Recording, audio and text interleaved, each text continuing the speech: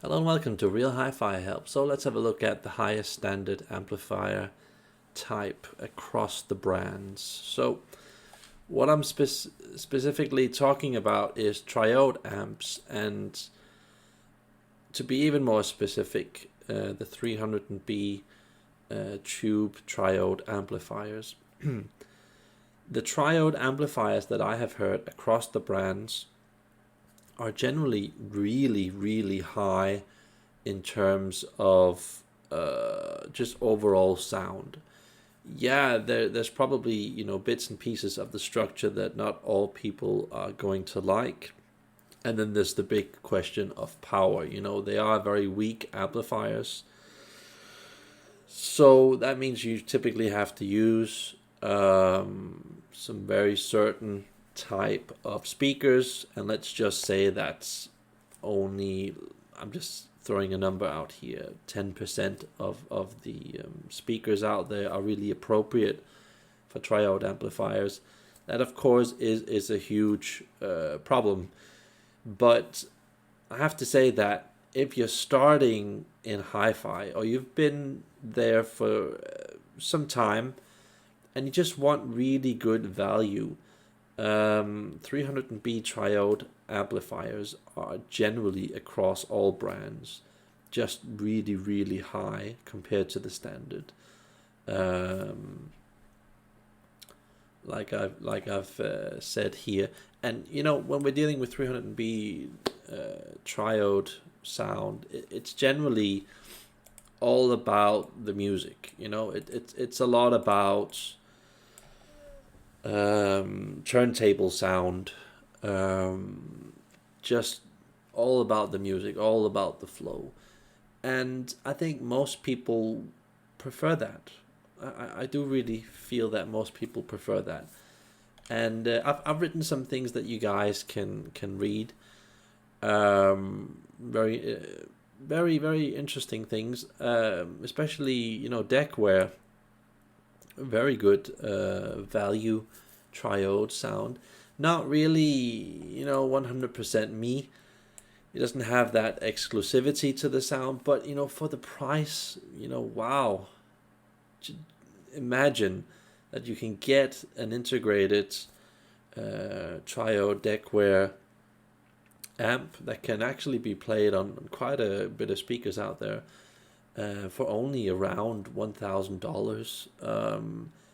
It's almost preposterous that this is possible, but yeah, they made it possible, and I have to say,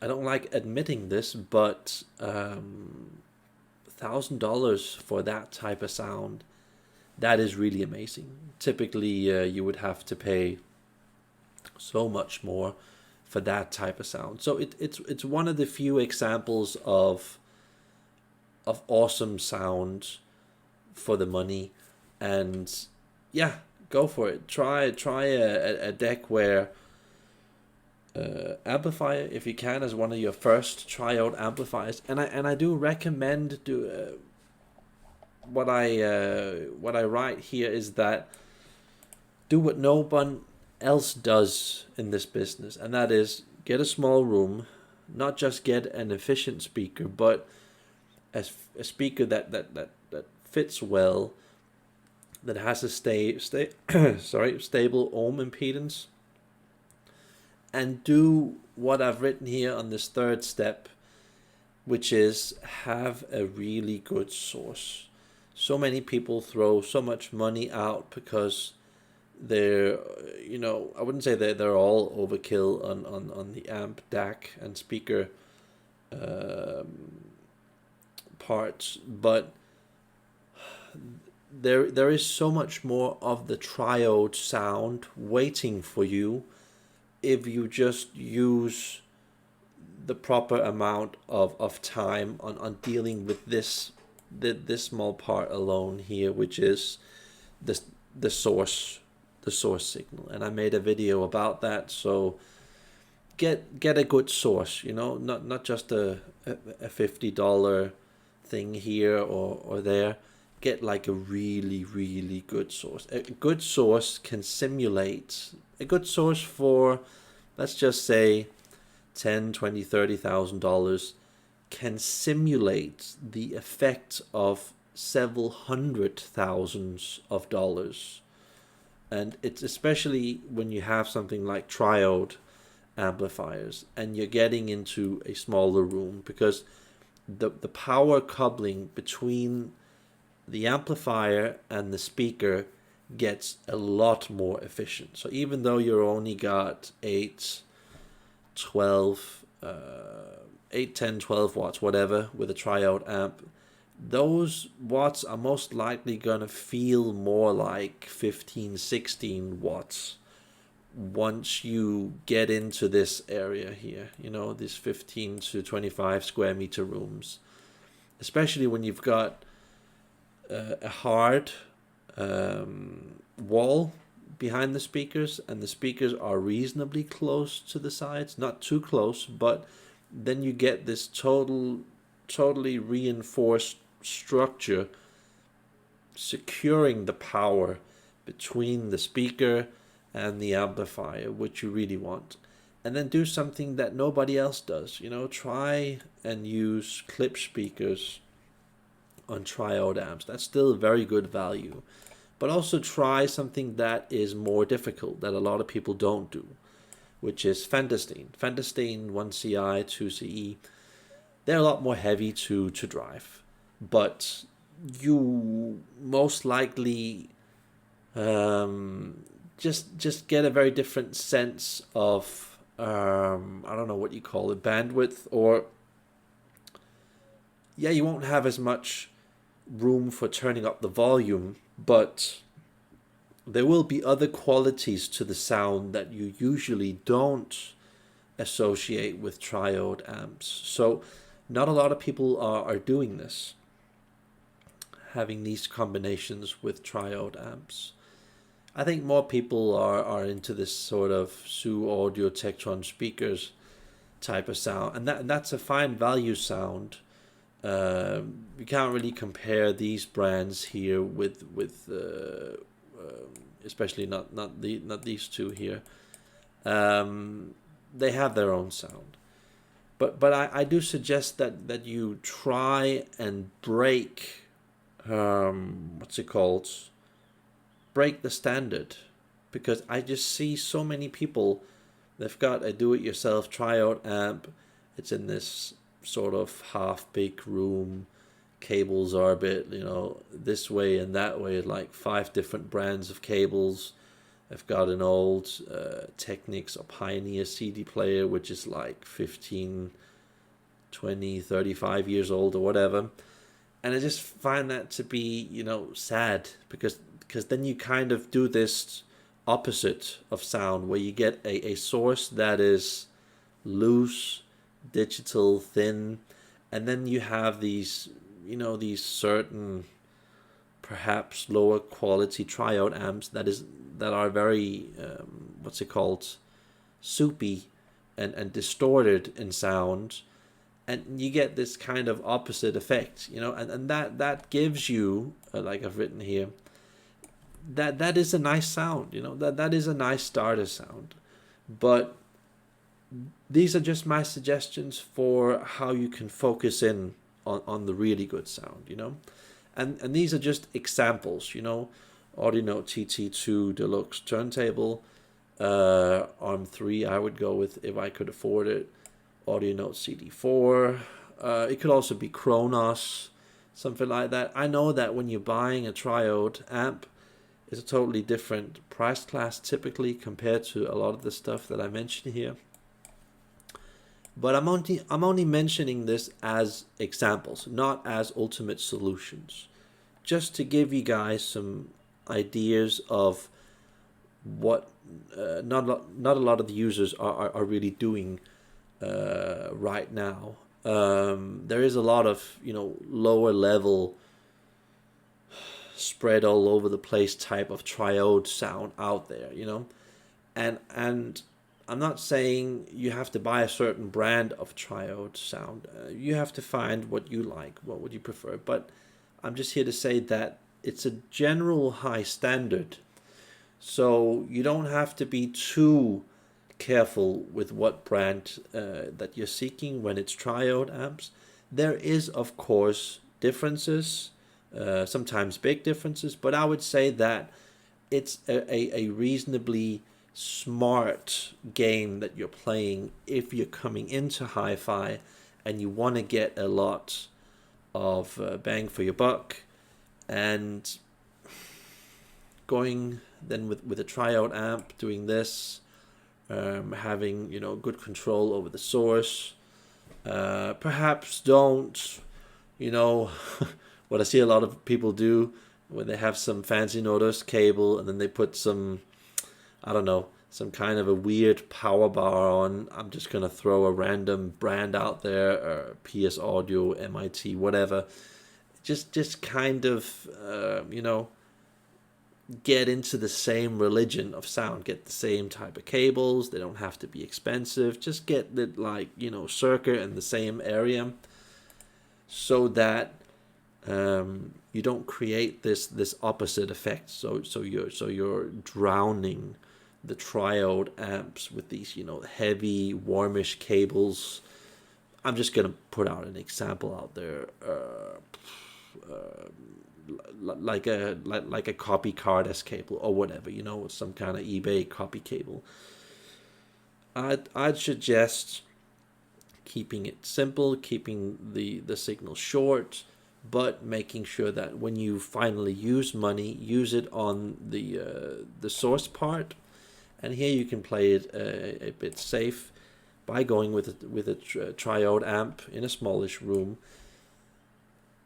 That is most likely going to give you, like I've written here, that's playing the percentage game, that is most likely going to give you really a lot of value. And by doing this, you actually don't have to play this DAC game that most people are playing, where they're going from like a $500 DAC to a $300 DAC to a $10,000 or $20,000 DAC. Of course, it makes a difference, but when you do what I've written here, it makes it so much easier not depending on the DAC, so that all the pressure is on the DAC. Because with a lot of systems out there, a lot of pressure is on the DAC really performing a lot.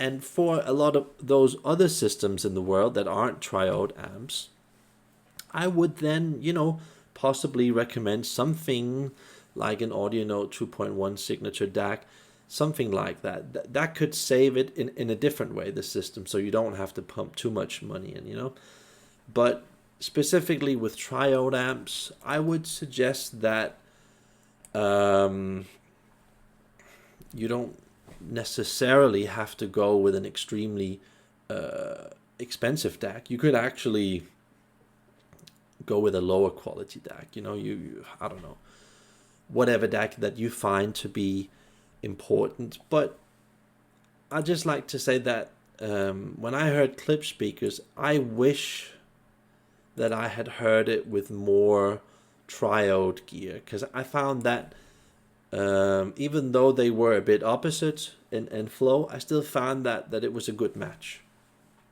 So a Deckware Triode amp with, for example, a clip speaker that you like. I think that's a really, really good start in hi-fi. A bit like the YBA amps with Fenderstein bottom speaker models. Very good way of simply cutting through the crap and getting just really good value. But here's a different thing that I was told by a technician. Then there's also this sort of opposite sound of Triode tube sound. Now, I haven't heard this for myself because I haven't heard enough 2A3 Triode tube sound to know if this guy was right. But generally, I would have to say that this guy here, I won't mention his name, I generally come to the same conclusion as he does with most things in hi-fi. And if he says this is true, it's almost I wouldn't really be able to find anyone else in the hi-fi world that I trust more in regards to this. So I kind of believe him. If he says it's like this, I do believe him. I do believe that what he says is true, and that's the fact that 300B tubes are generally a bit more warmish, a bit more soft in sound, where if you go with 2A3 tubes, they are a bit more honest, a bit more naked, in a good way, where you still have the musicality. So if you want something that perhaps has a bit more edge, cuts a bit more through, is a bit more, revealing, that could be it. But then also just notice that like he's written here, also notice that it also depends on the brand, model, price category which it's in. So just know that if you're going with a really low quality 2A3 sound and you've got a lot of lower quality copper and gold and stuff like that, typically, yeah, it would be a bit more warm and sluggish and soft than is the normal 2A3 sound. So yeah, you probably have to go towards a bit of a higher build quality for it to sound more honest and naked and perhaps reactive in sound. But those are just my thoughts on Triode tube amps. This guy that I got this information from, I truly trust him when he says that it's a more honest and naked sound. So I just thought this was a really good idea for a video, kind of putting it out there, because I feel that Triode tube amps are, in a way, the best amplifiers in the world, just generally across the brands, and that a lot of people just haven't had the opportunity to really, get in that situation where they truly understand what it takes to elevate the sound, so you're listening to the proper triode sound, not this distorted, soupy old daddy sound, which I hear a lot of places, and that's a really good, cool sound. But I think that this triode sound that I'm specifically talking about here, I think that it's at such a high level that, and really cheap, that if you just follow these guidelines that I've written here, I think that a lot of people in this world would actually want to go with that. And I think that you could even make Triode tube sound proper in a 35, perhaps a 40, 45 square meter room. But I do have my doubts that when you get up to around that 45 square meter room area, it's going to be difficult. Even if you have some really efficient horn speakers, that's just my opinion. But yeah, some awesome information that I hope you guys could use. We've got the two opposites almost in Triode sound. We've got the 300B and the 2A3 sound. Go and try them. Those are really good and interesting, good value sounds. So yeah, go and try that if you can. So that's all I have to say. Like and subscribe if you can. Bye.